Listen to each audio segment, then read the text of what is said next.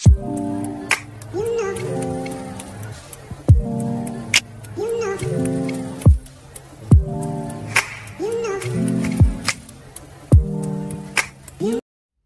hello et bienvenue sur la chaîne Beauté Régénérée. Donc j'espère que vous allez bien. Donc aujourd'hui, on va parler de 5 habitudes à prendre, 5 habitudes alimentaires à prendre pour booster sa vitalité. Donc on sait très bien que lorsqu'on a une mauvaise alimentation, donc il y a des dysfonctionnements qui se créent au niveau de l'organisme. Ça entraîne donc des problèmes d'assimilation, ça perturbe énormément nos organes qui ne peuvent pas donc fonctionner normalement. Donc on observe aussi des problèmes de digestion, donc ça crée un état inflammatoire qui est permanent, car ces ingrédients sont bien évidemment, les ingrédients que nous mangeons sont bien évidemment toxiques. Donc le corps est dépassé, il n'arrive pas à gérer et donc ça crée des bactéries qui se développent, ça crée de la fermentation, des gaz, des acides sulfuriques. Donc ça entraîne bien sûr un système digestif en berne, une mauvaise digestion, un péristaltisme intestinal qui est ralenti. Donc on ne va pas souvent aux toilettes. Les toxines stagnent dans les intestins et donc les intestins, oui, ils sont remplis de déchets. Et donc, il faut savoir qu'un organisme qui est fatigué, c'est un organisme qui ne digère plus. Donc là, dans cette vidéo, je vais vous donner 5 habitudes alimentaire pour booster sa vitalité. Mais avant tout, je vais commencer par me présenter pour les personnes qui ne me connaissent pas. Donc, je m'appelle Cécile BTE, je suis coach et experte holistique. Je vous aide à retrouver un bien-être physique et psychologique à l'aide de méthodes naturelles.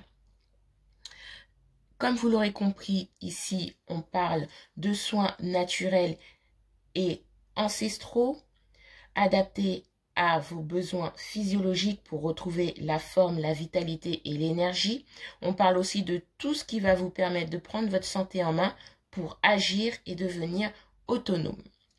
Et donc pour ce faire, je vous reçois aussi en consultation, donc par téléphone. Pour ceux qui veulent prendre rendez-vous, le lien est dans la barre de description. J'ai aussi un programme qui va vous permettre donc de régénérer tout votre organisme en 4 semaines. Ce programme est disponible aussi via le lien que je vous ai mis dans la description. Donc vous pouvez vous inscrire. Donc aujourd'hui, on va parler de ces 5 habitudes que moi-même j'ai implémentées dans mon mode de vie. Donc la première habitude, c'est de cuisiner maison. D'accord, avec de l'huile de coco.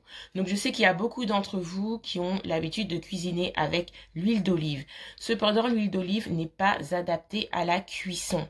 Lorsque vous faites cuire l'huile d'olive, elle peut devenir toxique et même cancérigène.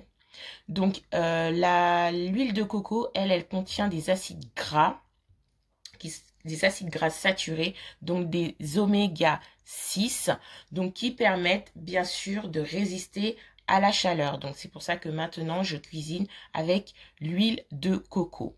Donc les oméga 6, ce sont tout ce qui est les acides gras saturés. Donc en végétal, vous avez l'huile de coco. Vous avez aussi les produits animaux, donc la viande et les poissons, donc tous les poissons gras. Donc bien sûr, ces acides gras sont vraiment essentiels.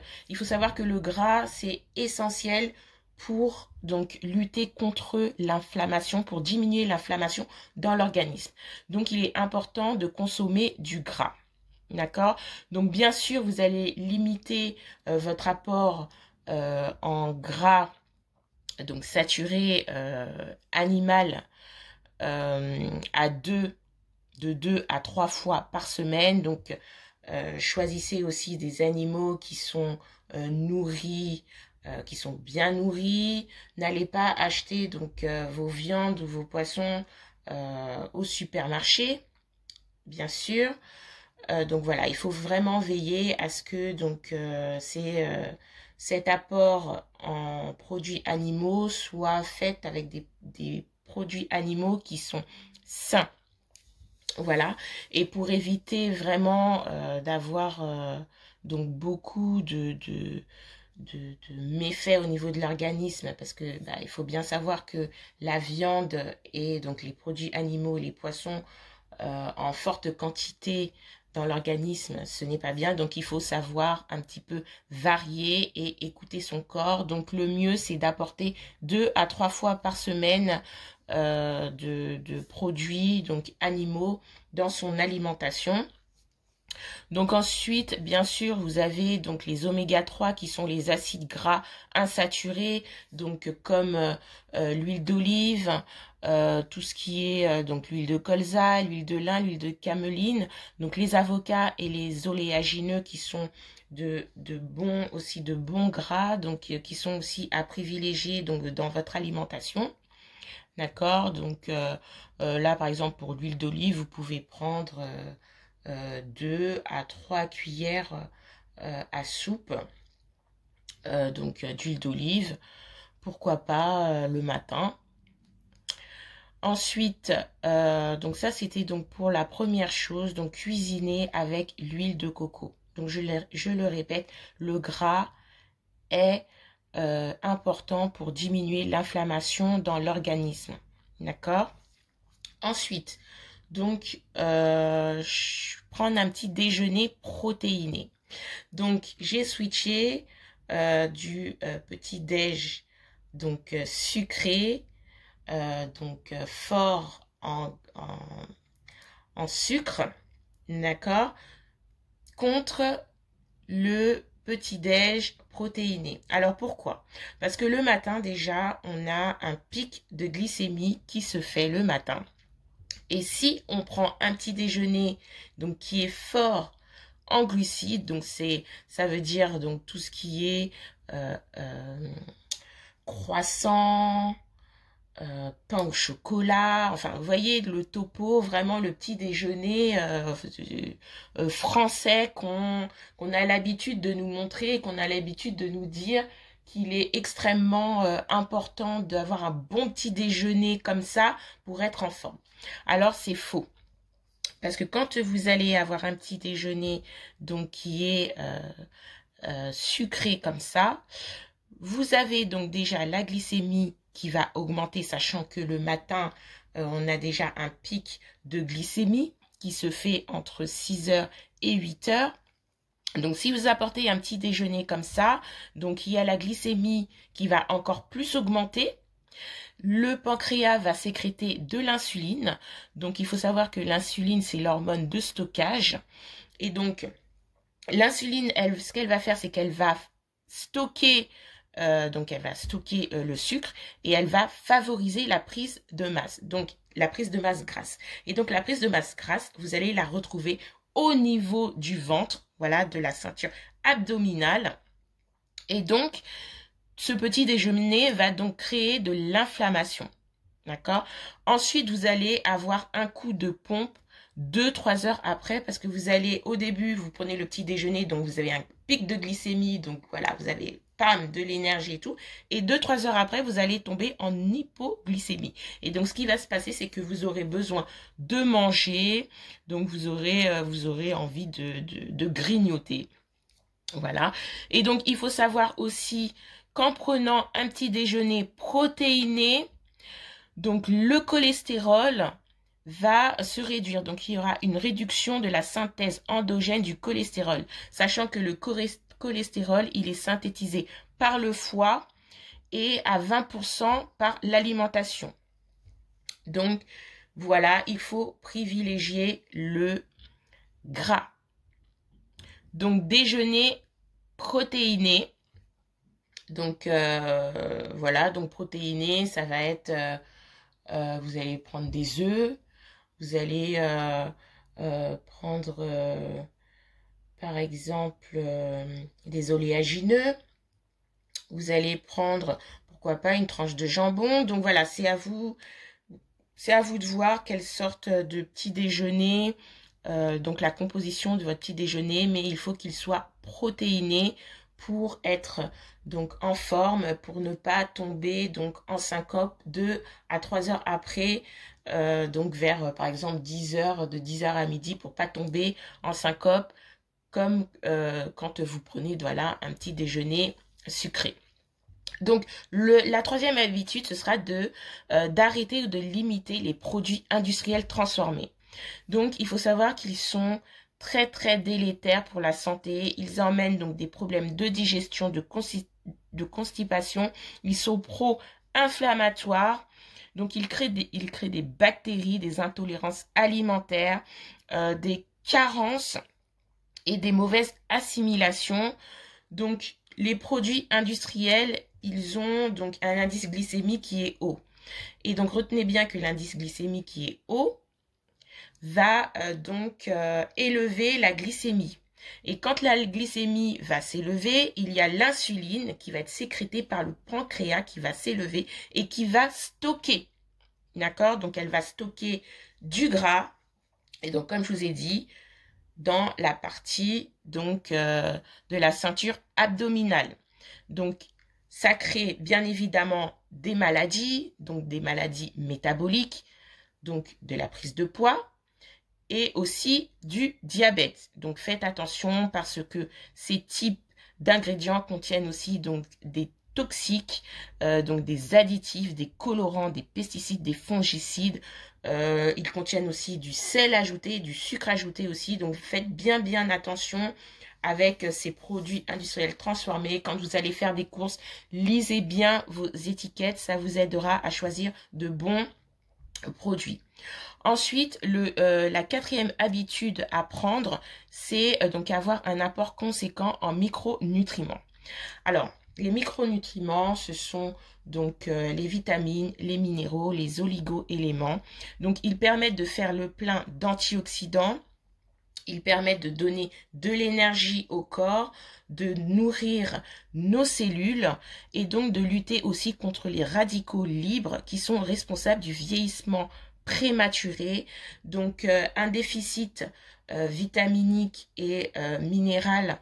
Donc vous pouvez vous apercevoir que vous êtes en déficit de ça par rapport à vos cheveux. Si vos cheveux tombent, si vous avez des cheveux qui sont trop secs ou des cheveux qui sont fins ou des cheveux blancs, donc ça veut dire qu'il vous manque des vitamines.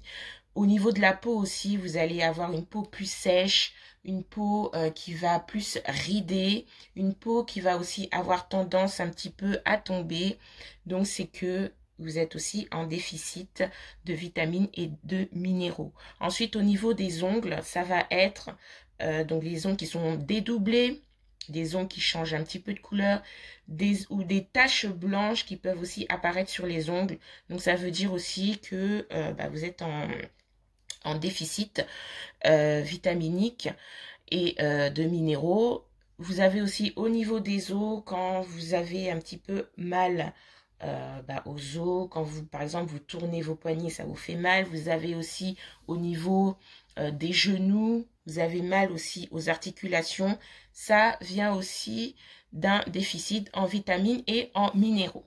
Alors, comment vous pouvez apporter donc des vitamines et des minéraux dans votre alimentation? Vous pouvez le faire sous forme de jus de légumes qui vont être très bien pour justement pour avoir encore plus de vitamines et de minéraux dans son alimentation, dans ses réserves.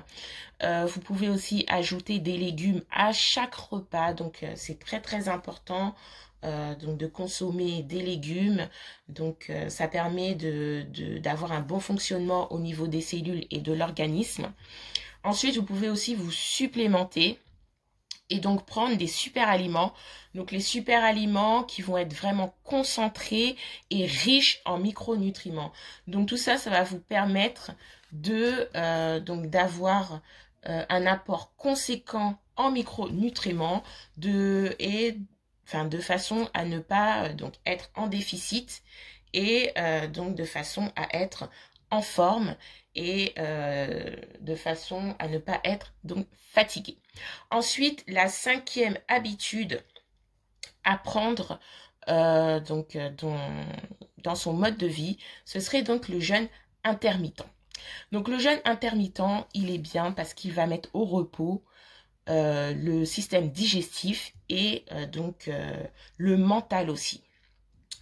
Donc il va avoir les hormones de croissance qui vont augmenter. D'accord?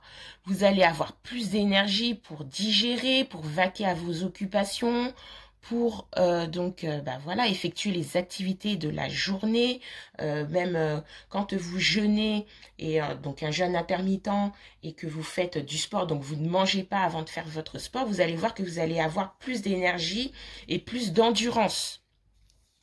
Donc le jeûne intermittent, il va permettre ce nettoyage, il va permettre aussi de booster donc votre organisme, de booster les mitochondries, donc qui sont à l'origine de notre énergie. Et donc comment faire ce jeûne intermittent? Donc pour faire le jeûne intermittent, il faut sauter un repas. Donc vous avez le choix de sauter le repas du soir ou le petit-déj, le repas donc du matin. Donc le tout, il faut qu'il y ait que vous ne mangiez pas pendant 16 heures. Et donc pendant ces 16 heures, vous avez donc un nettoyage qui est en train de se faire et de nombreuses modifications et donc une régénération de l'organisme qui se fait à ce moment-là. Donc c'est vraiment le jeûne intermittent, c'est un très bon point, voilà, pour retrouver de l'énergie et pour donc retrouver un système digestif adéquat qui fonctionne bien. Donc c'est tout pour cette vidéo, j'espère que elle vous a plu. Si le contenu vous a plu, n'hésitez pas à liker. N'hésitez pas aussi à me dire en commentaire ce que vous faites justement pour avoir donc un meilleur système digestif. Est-ce que vous avez pris donc de nouvelles habitudes saines et qui sont plus physiologiques, donc adaptées à vos besoins physiologiques? Si c'est le cas, dites-le moi en commentaire. Et donc n'hésitez pas à partager si vous pensez que ça peut aider quelqu'un d'autre. Donc je vous laisse, je vous dis à la prochaine vidéo et prenez bien soin de vous. Bye bye.